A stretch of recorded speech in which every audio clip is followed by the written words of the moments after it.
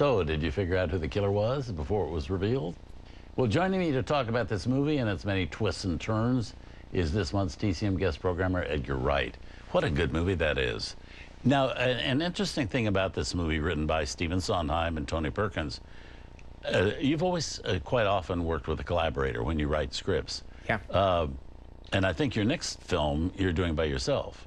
Do you prefer, do you think, working with somebody, or? It's certainly more fun writing with somebody else, absolutely. And why?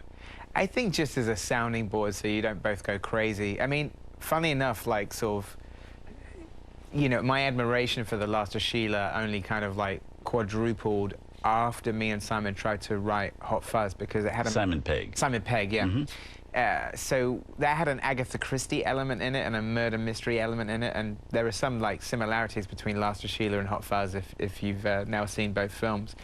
But after like writing that script, the murder mystery element really just broke our brain, and we just thought, wow, Agatha Christie was a genius, like, for being able to come up with these incredible like pretzel logic plots. So, and so many. I mean, so many of them, when yeah. you see, you go into a bookstore and you just see, you know, like 35 books altogether of Agatha Christie's, and they're all different. It's astonishing. I mean, different twists. Yeah, and because those works have been adapted so many times, I think people don't give her enough credit for like her genius, really. And I think like Sondheim and Perkins did an excellent job of creating something really original that you couldn't see coming.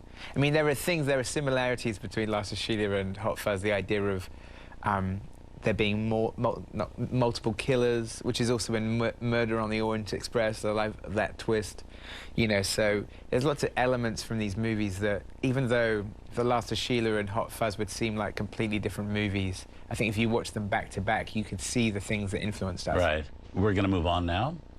Another movie from the 1970s chosen for us by Edgar Wright. This one much more comical than suspenseful.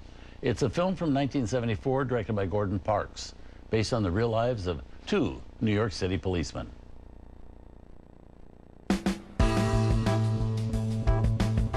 Tonight on Turner Classic Movies, director Edgar Wright continues to act as guest programmer next with the Super Cops. Then Malcolm McDowell climbs the corporate ladder in Oh Lucky Man. And Ken Murray gives us a candid behind-the-scenes look at Hollywood without makeup. Hi, I'm Robert Osborne.